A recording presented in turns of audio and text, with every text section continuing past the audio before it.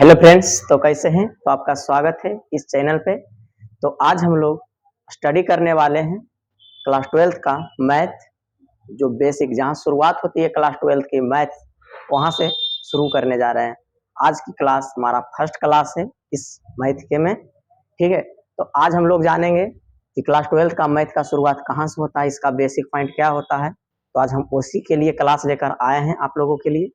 और ये आप लोग को पता होगा कि क्लास 12th में कैलकुलस चैप्टर ज़्यादा सा इम्पोर्टेंट होता है क्लास 12th के लिए। तो उस चैप्टर में उस जो भी उसके अंदर जो चैप्टर आते हैं, वो सब चैप्टर किससे संबंधित ज़्यादा रहते हैं, इसके बारे में जानेंगे। तो वो सब चैप्टर है जो त्रिकोणमिति को ज़्यादा फॉलो करता है। क्या करता है? त्रिकोणमिति को ज़्यादा फॉलो करता है। तो आज हम लोग त्रिकोणमिति का ही बेसिक पॉइंट लेकर आए हैं। जो भी है त्रिकोणमिति का बेसिक, वहाँ से हम लोग जानेंगे। फिलहाल ऐसे तो 10th क्लास में भी बच्चे लोग त्रिकोणमिति पढ़ते हैं हल्का फल्का, और कुछ त्रिकोणमिति क्लास 11th में पढ़ते हैं। तो यही सब त्रिकोणमिति को एक जगह हम लोग यूज कहाँ करते हैं? क्लास 12th के कैलकुलस चैप्टर में, ठीक है। तो आज हम लोग उसी का लिए वीडियो लाए हैं। उसी पर जो बच्चे मैथ से डर लगता है कि हमसे मैथ सॉल्व नहीं होता है, चाहे क्वेश्चन नहीं बनता है, तो उसका मेन फंडा क्या है? उसका बेसिक मजबूत रहे। अगर बेसिक उसका मजबूत रहेगा तो क्या होगा? मैथ आराम से बनेगा, ठीक है। तो आज हम लोग बेसिक के लिए ही आए हैं, तो बेसिक स्टार्ट करेंगे। आप लोग तैयार रहिए, ठीक है। चलते हैं बेसिक। तो क्या बेसिक हेडिंग क्या बोले थे? त्रिकोणमिति लगाने के लिए ना बोले थे? क्या बोले थे? त्रिकोणमिति। तो त्रिकोणमिति के बारे में जानना है, ठीक है। तो हेडिंग क्या लगा लेंगे? हेडिंग हम लोग लगा लेंगे त्रिकोणमिति, ट्रिग्नोमेट्रिक, जिसको हिंदी में कहते हैं त्रिकोणमिति, ठीक है। जो आज का हेडिंग है त्रिकोणमिति। तो त्रिकोणमिति कहा जाता है कि त्रिकोणमिति क्लास 10th में भी पढ़ते होंगे। तो क्या हम एक सवाल कर सकते हैं कि त्रिकोणमिति आखिर आया क्यों? त्रिकोणमिति का क्या महत्व है? इसने किसे इसको बताया त्रिकोणमिति के बारे में? तो पहला सवाल उठता है कि त्रिकोणमिति किसने बताया, या त्रिकोणमिति का कह सकते हैं खोज किसने किया। तो त्रिकोणमिति का खोज किसने किया था, वो जानेंगे। तो मैं बता देता हूँ आपके जानकारी के लिए कि त्रिकोणमिति का खोज 140 ईसा पूर्व में हुआ था। जो वैज्ञानिक का नाम था, उनका नाम था हिप्पारकस नामक वैज्ञानिक। तो त्रिकोणमिति का खोज कब हुआ था? तो बोला जाएगा, तो बोलिएगा कि 140 ईसा पूर्व में हुआ था। जो करने वाले कौन थे? हिप्पारकस नामक वैज्ञानिक थे। तो पहला फंडा क्लियर हुआ कि त्रिकोणमिति का खोज किसने किया था। पहला क्वेश्चन आएगा कि त्रिकोणमिति का खोज किसने किया, तो हिप्पारकस नामक वैज्ञानिक।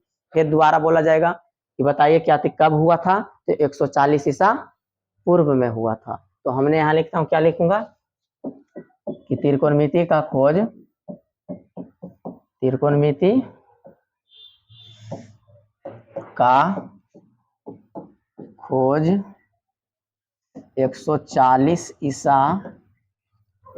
ईस्वी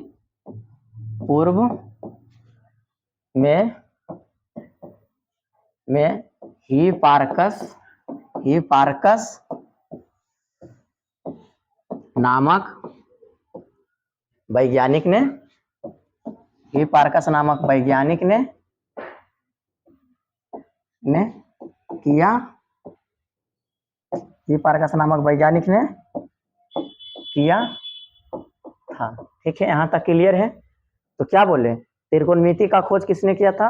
तो 140 ईसा पूर्व में हिप्पारकस नामक वैज्ञानिक ने त्रिकोणमिति का खोज किया था, ठीक है। तो ये त्रिकोणमिति के थोड़ा सा जानकारी हो गया कि त्रिकोणमिति के बारे में अगर जानते हैं तो इतना बात पता हो। ये कोई क्वेश्चन नहीं किसी से पूछे जाएगा कि क्या त्रिकोणमिति का कब खोज हुआ, कब इसने इसका खोज किया, ठीक है।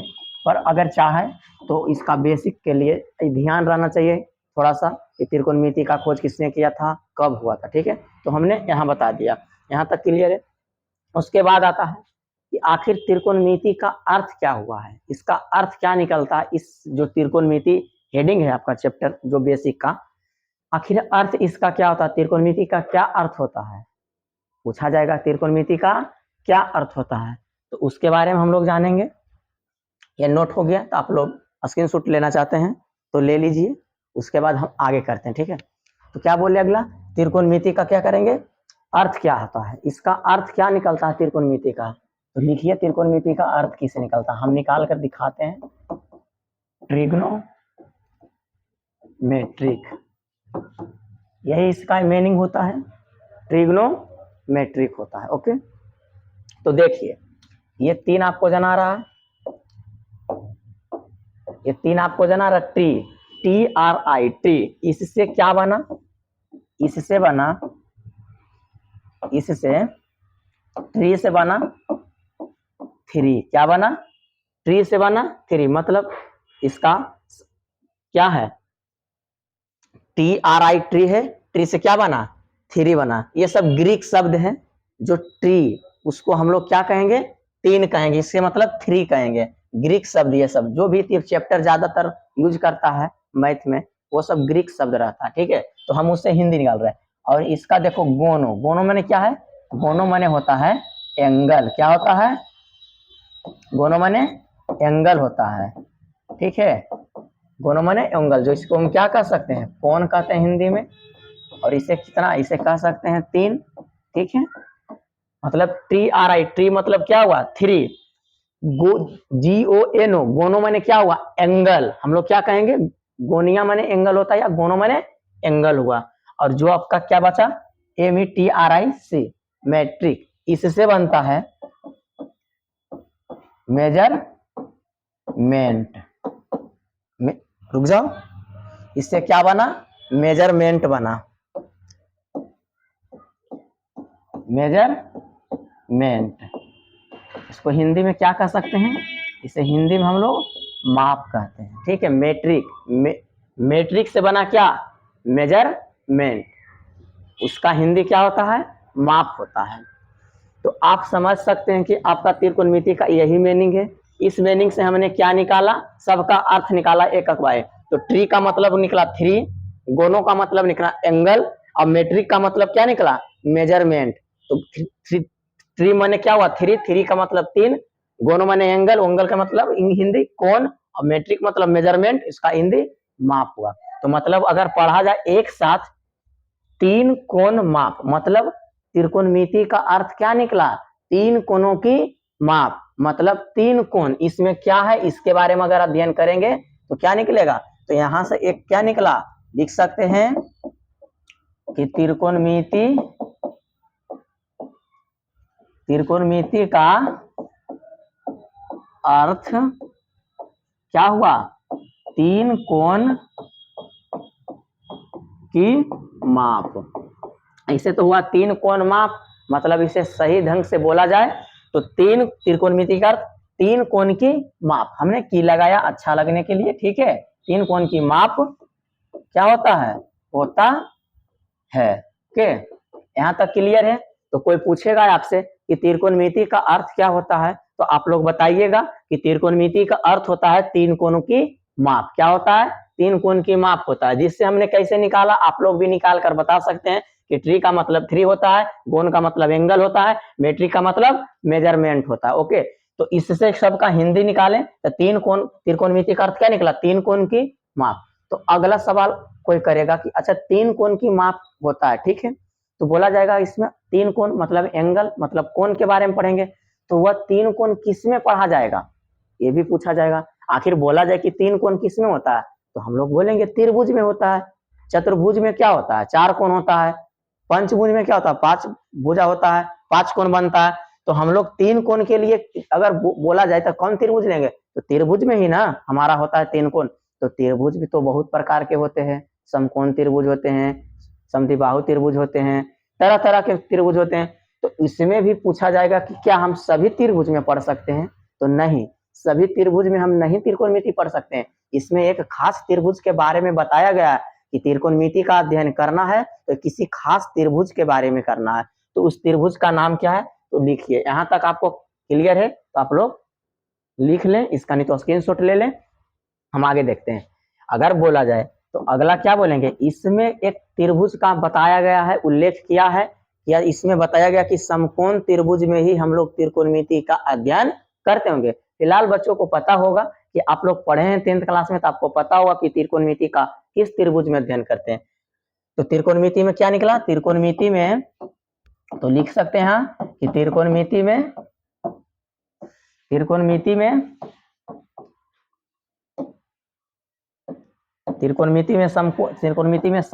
क्या बोलेंगे, समकोण त्रिभुज के बारे में अध्ययन करते हैं। क्या बोलेंगे, त्रिकोणमिति में समकोण त्रिभुज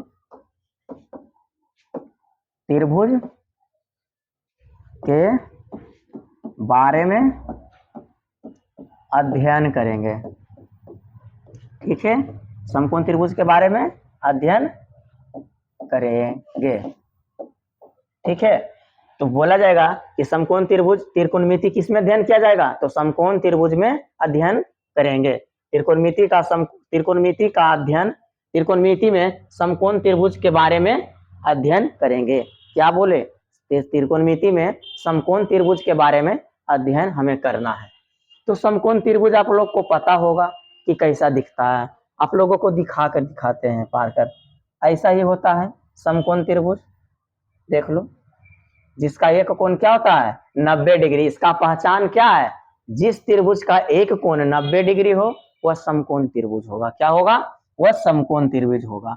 यही समकोण त्रिभुज है। और यह दो एंगल क्या होता है, न्यून कोण होता है, जिसे इंग्लिश में बोल सकते हैं एक्यूट एंगल बोल सकते हैं। ठीक है, इसे राइट एंगल ट्रायंगल मतलब समकोण त्रिभुज।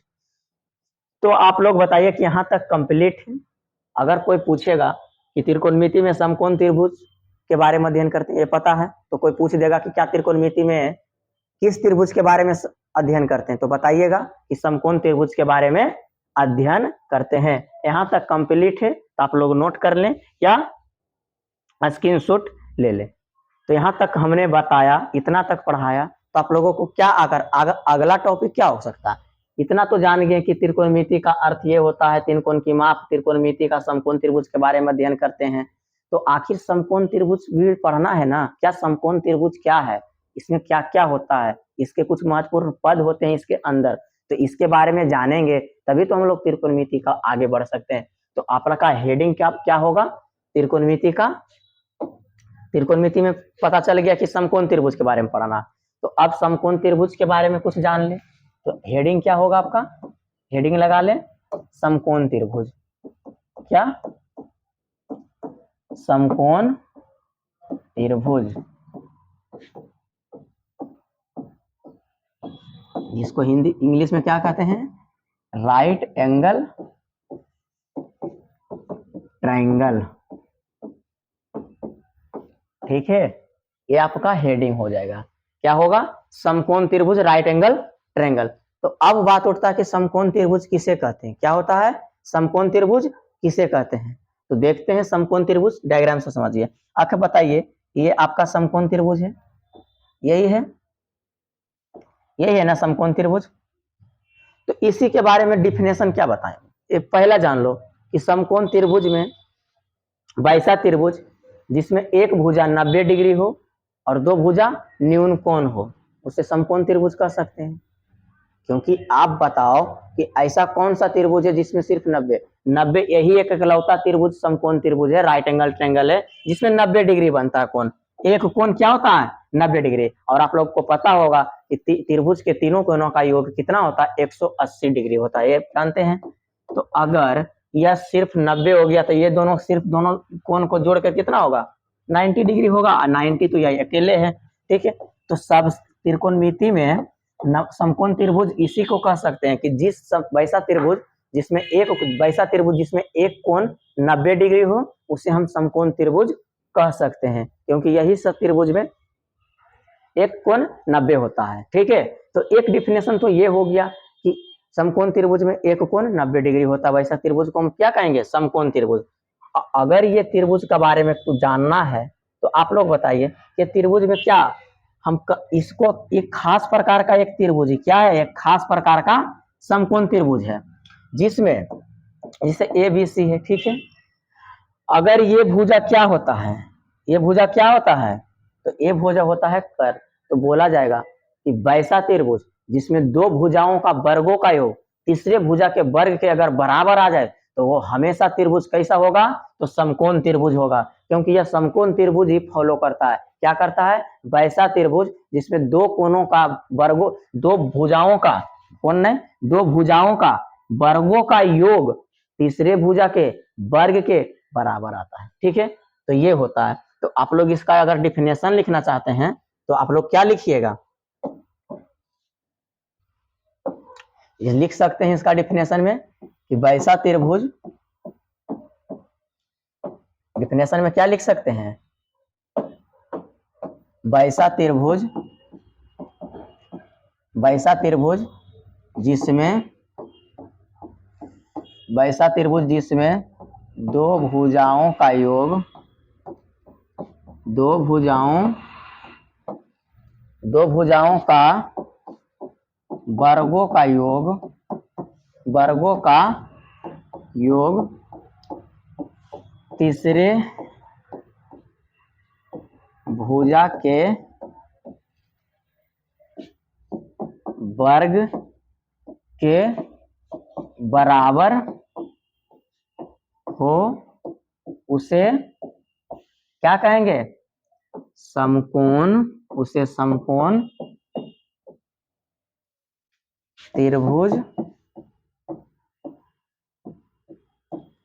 कहते हैं। ठीक है, तो एक ये डिफिनेशन हो गया।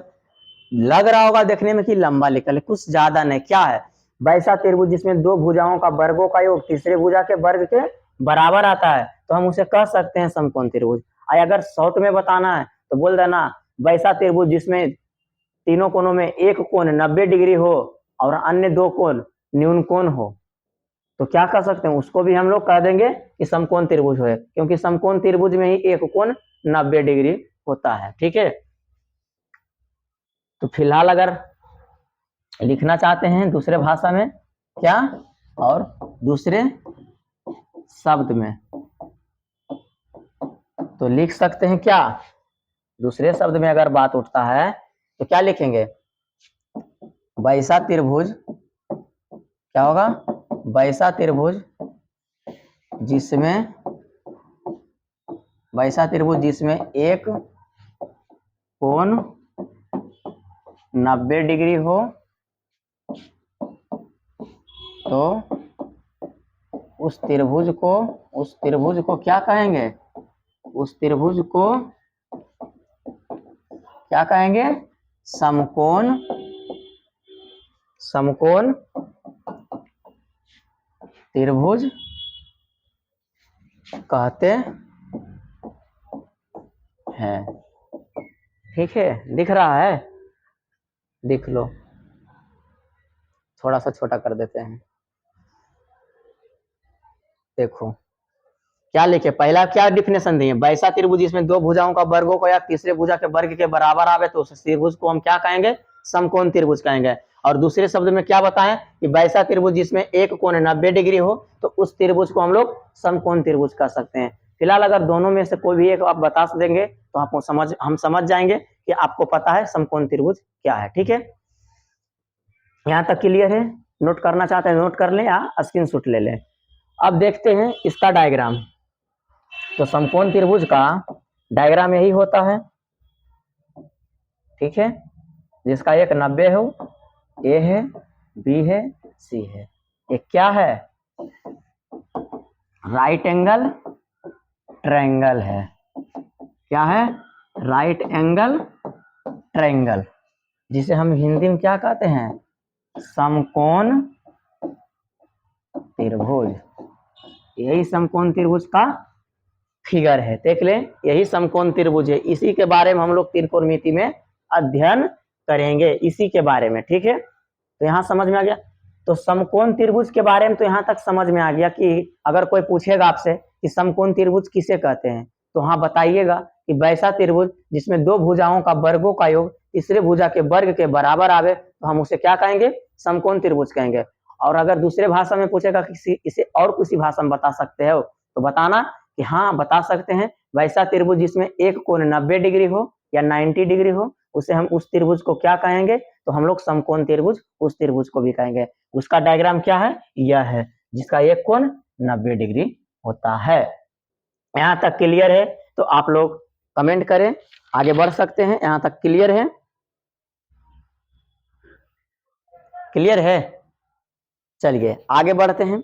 तो अब आगे क्या आएगा, आगे आएगा, इतना क्लियर हो गया तो आएगा अगला क्या है। अब हम लोग जानेंगे कि समकोण त्रिभुज के तो बारे में हम लोग जान गए कि समकोण त्रिभुज ऐसा होता है, ठीक है, इसका डिफिनेशन भी जाने। कुछ इसमें और अंदर जाकर पढ़ना पड़ेगा, तब हम लोग त्रिकोणमिति के बारे में जानेंगे, क्योंकि इसके अंदर कुछ महत्वपूर्ण पद है इस त्रिभुज में।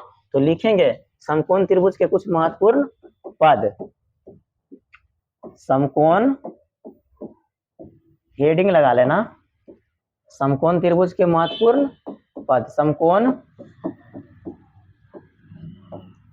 त्रिकोणमिति नहीं त्रिभुज, समकोण त्रिभुज के महत्वपूर्ण पद। समकोण त्रिभुज के कुछ महत्वपूर्ण पद हैं, उसके बारे में जानेंगे। तो समकोण त्रिभुज में क्या क्या होता है।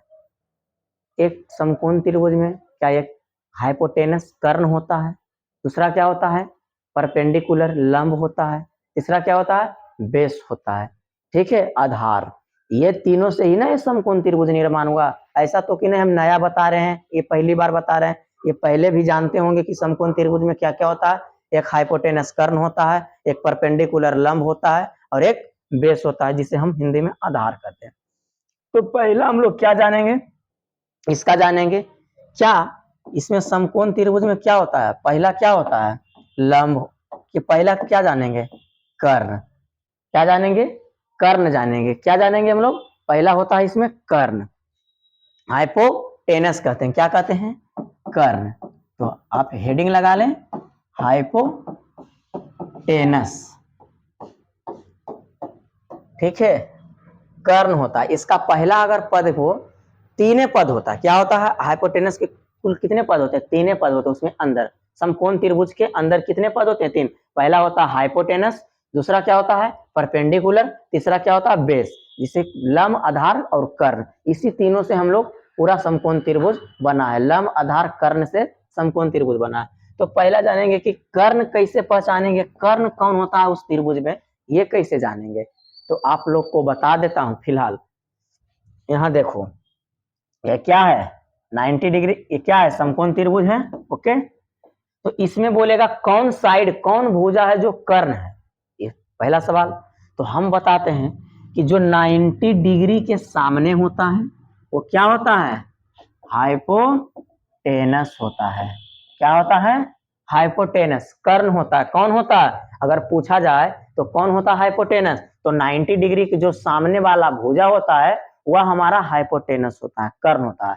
और अगर ऐसा भी बोल सकते हैं दूसरे भाषा में कि वैसा समकोण त्रिभुज जिसमें सबसे बड़ी भुजा को क्या कहेंगे कर्ण कहेंगे। समकोण त्रिभुज के सबसे बड़ी वाली भुजा को हम लोग क्या कहेंगे कर्ण कहेंगे। हमेशा कर्ण फिक्स होता है। आप बताइए कि ये दोनों भुजा से बड़ा है कि नहीं, हमेशा ये दोनों भुजा से ये बड़ा भुजा होता है हाइपोटेनस। तो कहा जाता है कि समकोण त्रिभुज में सबसे बड़ी भुजा को कर्ण कहेंगे, ठीक है। तो इसका डिफिनेशन ही लिख सकते हैं, पहचानने के लिए आ गया तो यही डिफिनेशन होता है। तो क्या कहेंगे कर्ण के बारे में। तो समकोण लिखेंगे कि समकोण त्रिभुज में, समकोण त्रिभुज में सबसे बड़ी वाली भुजा को क्या कहेंगे, सबसे बड़ी वाली भुजा को, सबसे बड़ी वाली भुजा को, सबसे बड़ी वाली भुजा को कर्ण कहेंगे, कर्ण कहते हैं, ठीक है। सबसे बड़ी वाली भुजा को कर्ण कहते हैं। और इसका अगर बोला जाए कि दूसरे भाषा में क्या होगा तो लिख लेना, या दूसरे शब्द में क्या होगा, दूसरे शब्द में बताते हैं। दूसरे शब्द में क्या होगा, क्या बताएं दूसरा शब्द में कि 90 डिग्री। तो लिखेंगे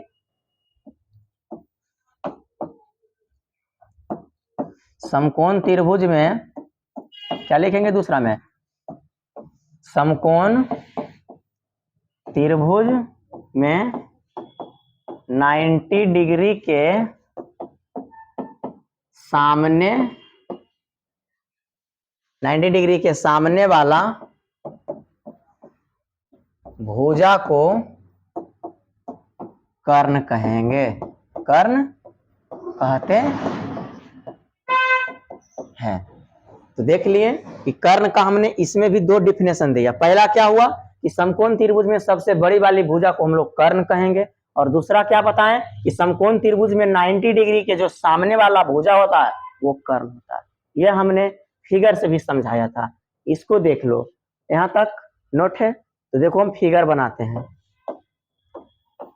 फिगर यही है समकोण त्रिभुज का, इसका एक 90 है, ठीक है।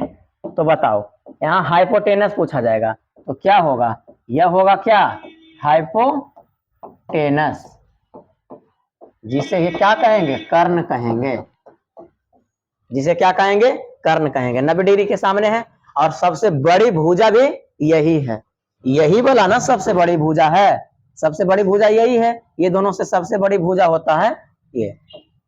नहीं तो देखो इसको अच्छा से पार के दिखाते हैं, ऐसे होता है, देख लो यह होता है, ठीक है।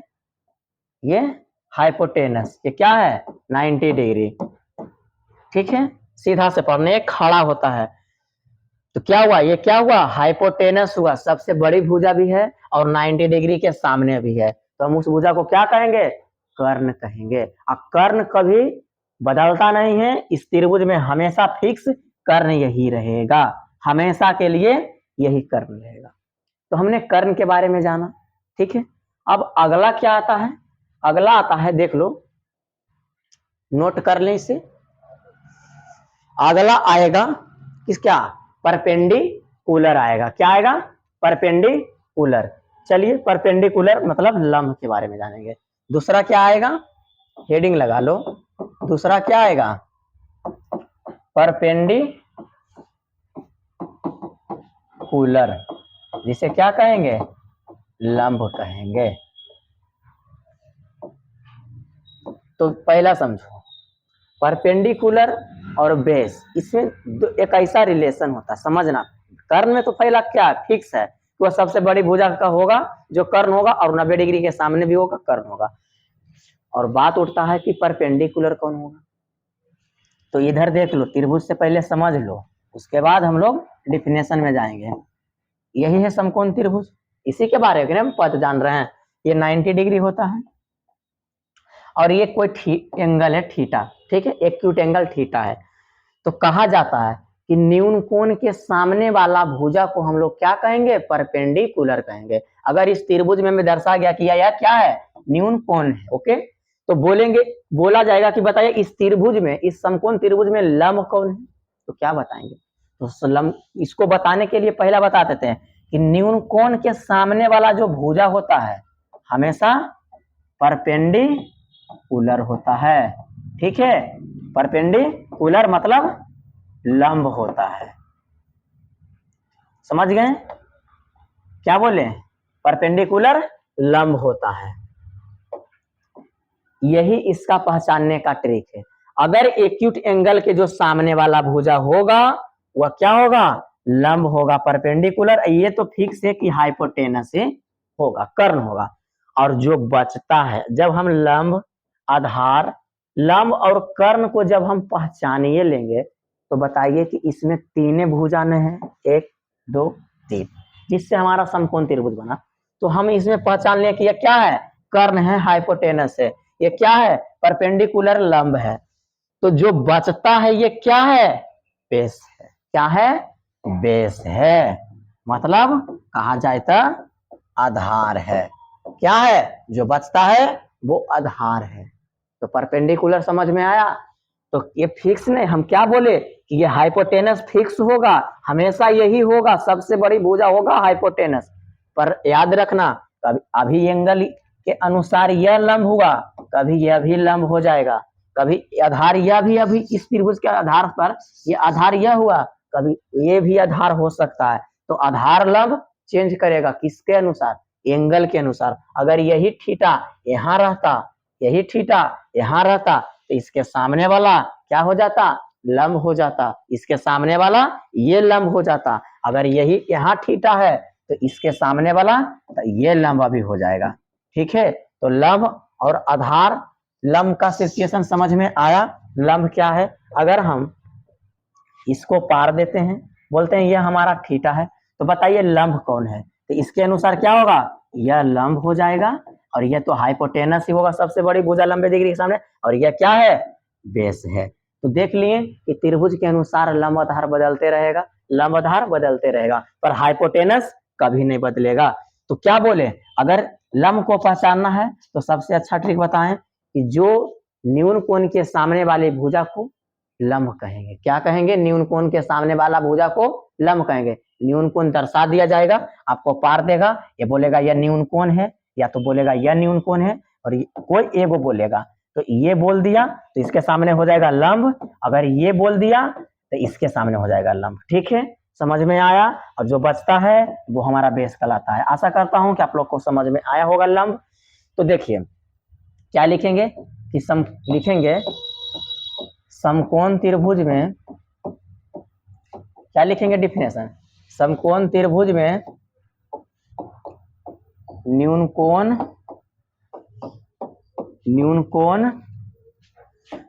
के सामने वाला भुजा को लंब कहते हैं। ठीक है, यहां तक समझ में आया ना।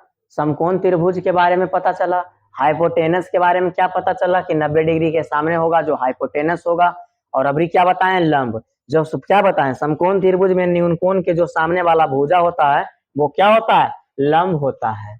ये सब बेसिक पॉइंट है, थोड़ा थोड़ा ये सब 10th क्लास में पढ़ा दिया जाता है टोटल। आप लोग को पता होगा, जो पढ़ा रहे हैं इससे बच्चे को लग रहा होगा कि हम ये सब जानते हैं, इसीलिए जानते हैं। ठीक है, अगर नहीं जानते हैं तो उसके लिए सीख लें। ठीक है, क्योंकि यही सब हमें आगे यूज होने वाला है त्रिकोणमिति में, इसीलिए ये सब बेसिक है। तो देख लो, एग्जाम्पल देते हैं। अगर हम पहला त्रिभुज पा रहे, ठीक है, ठीक है, इसका नाम ए दे दिए, इसका नाम बी दे दिए, इसका नाम सी दे दिए, ये हमारा 90 डिग्री होता है, पता है। बोलेंगे इसमें लंब कौन है, और ये हमारा क्या है, एक थीटा है जो न्यून कोण है। क्या है, न्यून कोण है। बोला जाएगा लंब कौन है, तो हम लोग क्या बोले, समकोण त्रिभुज के न्यून कोण, समकोण त्रिभुज में न्यून कोण के सामने वाला भुजा को लंब कहते हैं। तो सामने इसका क्या है, सामने वाला भुजा ए बी है, तो हम क्या कर सकते हैं, इसे लंब कह सकते हैं। ये तो हमारा है कर्ण हो जाएगा। ठीक है, एक और एग्जांपल लेके देखते हैं, इसको बताइए आप लोग कि इसमें क्या होगा। इसका भी नाम ए है, इसका नाम बी है, इसका नाम सी है, ये 90 डिग्री फिक्स है। चलिए अबरी यह है न्यून कोण, तो बताइए इसके आधार, इस फिगर के आधार पर कौन लंब होगा। इसके आधार पर तो ये लंब हो गया, क्या अबरी भी यही लंब होगा, नहीं ना। क्या बताएं हमने कि न्यून कोण को पकड़िए और उसका सामने चला जाइए, जो मिलेगा वही आपका लंब परपेंडिकुलर होगा। इसके सामने चला गया, क्या मिला, बीसी मिला। अभी हमारे इसके अनुसार बीसी क्या है, लंब है, और इसके अनुसार ए भी क्या है, लंब है। तो लंब का कहानी समझ में आया कि लंब कैसे पहचाना जाएगा। एंगल देगा न्यून कोण, उसके सामने वाला भुजा को कहेंगे लंब, 90 डिग्री के सामने वाला भुजा को कहेंगे कर्ण, और जो बचेगा उसे क्या कहेंगे, उसे क्या कहेंगे, बेस कहेंगे। ये क्या है, हाइपोटेनस है, हाइपोटेनस मतलब कर्ण है, और यहां भी यही, ये भी क्या है, हाइपोटेनस ही है, मतलब कर्ण है। लंब लंब हाइपोटेनस कर्ण पता है, तो इसके अनुसार ये क्या हो जाएगा, ये आधार हो जाएगा, हो जाएगा ना, क्या हो जाएगा, इसके अनुसार यह आधार हो जाएगा, बेस हो जाएगा, और इसके अनुसार यह आधार हो जाएगा। ठीक है, तो आधार के लिए तो कोई डिफिनेशन नहीं भी चाहिए, तो कोई दिक्कत नहीं है। मेन है समकोण त्रिभुज में लंब आधार, लंब और कर्ण पहचान लिए तो आपका जो बचेगा अंत में वह बेस ही होगा। ठीक है, बेस ही होगा। तो देखिए समझ में आया, इस चीज को हम थोड़ा सा दूर कर देते हैं।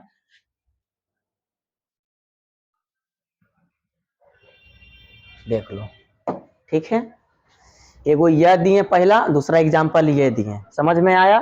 लंब किसके अंदर, न्यून कोण के सामने वाला भुजा लंब होता है और 90 डिग्री के सामने वाला भुजा कर्ण होता है, और जो बचता है वो आधार। अभी इस त्रिभुज में ये आधार हुआ, इस त्रिभुज में ये आधार हुआ, किसके अनुसार, तो एक न्यून कोण के अनुसार बदलते रहेगा लंब आधार। अगर हम न्यून कोण को चेंज करेंगे तो लंब आधार भी चेंज हो जाएगा। पर हाइपोटेनस इसमें भी यही है और इसमें भी यही है, तो कहेंगे तो बोला जाएगा कि समकोण त्रिभुज में कौन सा ऐसा भुजा है जो कभी नहीं बदलता है, तो बोलेंगे हाइपोटेनस कर्ण है जो कभी नहीं बदलता है, और लंब आधार तो बदलते रहता है। तो एक पॉइंट लिख लेना, यहाँ तक कंप्लीट है, देख लो इसको, अगर लिख लिया या स्क्रीनशॉट ले ले, परपेंडिकुलर। अब देखना, आगे बढ़ा दें हम सब, चले आगे। आगे देखो, आगे कुछ जान लो, बेसिक यूज होगा, आगे हम लोग करेंगे। बोलेंगे कर्ण को किससे सूचित करते हैं, कर्ण को शॉर्ट में अगर लिखना चाहे हर बार हाइपोटेनस लिखेंगे, बड़ा बड़ा चीज लिखेंगे, मीनिंग कर्ण लिखेंगे नहीं ना, तो उसके लिए शॉर्ट, मैथ में हमेशा शॉर्ट की चलता है। तो कर्ण को स्मॉल h से सूचित किया जाता है, ठीक है। दूसरा कहते हैं कि लंब को स्मॉल p से सूचित किया जाता है, ठीक है। अंत में क्या बचा, बेस, जिसको कहेंगे आधार। तो लिखेंगे आधार को स्मॉल b से सूचित किया जाता है। समझ में आया, आधार को किस से, स्मॉल b से सूचित किया जाता है, लंब को स्मॉल p से सूचित किया जाता है, और कर्ण को स्मॉल h से सूचित किया जाता है। तो आप लोग को समझ में आया कि लंब आधार कर्ण समकोण त्रिभुज में कैसे हम पहचान सकते हैं। पहचानने के लिए हमने सिखाया क्या, डिफिनेशन दिया, एग्जाम्पल से समझाएं कि समकोण त्रिभुज क्या होता है। उसमें 3 पद आते हैं, कर्ण लंब आधार, और यह बहुत ही इंपॉर्टेंट होते हैं त्रिकोणमिति के लिए। त्रिकोणमिति में खेलना है तो ये सब मजबूत कर लो, तभी आपको त्रिकोणमिति आसान लगेगा, आगे बताएंगे तब। नहीं तो अगर नहीं इस सब पता रहेगा, पहचानने नहीं आएगा तो क्वेश्चन नहीं बनेगा। 10th क्लास में इसी सब पर से एक क्वेश्चन आता था 2 नंबर में, वो सबको भी हम यूज करेंगे। क्लास 12th में आएगा क्वेश्चन है, पर यूज हमारा यही है।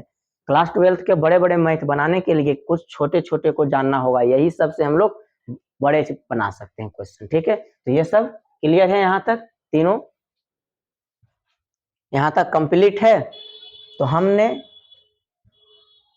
पूछेंगे, आपसे सवाल पूछ सकते हैं कि अब बताइए हमने इतना क्लास में क्या सीखा। पहला हमने बताया क्या, एक बार में हमने रिवीजन करता हूं कि पहला हम क्या बताएं आप लोगों को। हम लोग बताएं कि त्रिकोणमिति का खोज किसने किया, क्या बोले, यही ना बोले कि त्रिकोणमिति का खोज किसने किया, तो बोले 140 ईसा पूर्व में खोज हुआ, 140 ईसा पूर्व में खोज हुआ त्रिकोणमिति का खोज, यही बताए ना। पहला तो यही हेडिंग था, 140 ईसा पूर्व। कौन किया था, तो हिपार्कस के नामक वैज्ञानिक किया था। उसके बाद हमने क्या बताया कि त्रिकोणमिति का अर्थ क्या होता है, क्या बोले, 3 कोण की, क्या बोलेंगे, 3 कोण की माप। त्रिकोणमिति का अर्थ क्या होता है, 3 कोण की माप बताएं। उसके बाद बताएं कि त्रिकोणमिति में 3 कोण किस में पढ़ना है, तो त्रिकोणमिति में समकोण त्रिभुज के बारे में पढ़ना है। किसके बारे में पढ़ना है, समकोण त्रिभुज के बारे में पढ़ना है, यहाँ तक बताएं। उसके बाद क्या बताएं, इससे संबंधित कुछ पद बताएं, समकोण त्रिभुज के संबंधित कुछ पद बताएं, कौन कौन, जिसमें पहला क्या बताएं, पहला हमने बताया कर्ण, दूसरा बताया लंब, ये दोनों का डिफिनेशन दिया। इसमें क्या बोला था कि 90 डिग्री के से सामने वाला भुजा होगा वह कर्ण होगा, और इसमें बताएं कि जो न्यून कोण के सामने वाला भुजा होगा वो लंब होगा, और अंत में बताएं क्या, बेस। तो बेस तो पहचानने के लिए आता होगा कि जब हम लोग लंब, आधार और कर्ण किसी त्रिभुज में पता कर लेंगे, लंब और कर्ण, तो हम क्या आधार कह सकते हैं, एक त्रिभुज बचेगा अंत में, उसका भुजा सिर्फ एक बचेगा, तो उसे हम क्या कहेंगे, बेस कहेंगे। तो इतना बताएं तो आपसे एक अंक देते हैं, इसको बताइए। इसमें कोई राइट एंगल ट्रायंगल है, इसी प्रकार होता है, ये क्या है 90 डिग्री, ये है, ये बी है, ये सी है।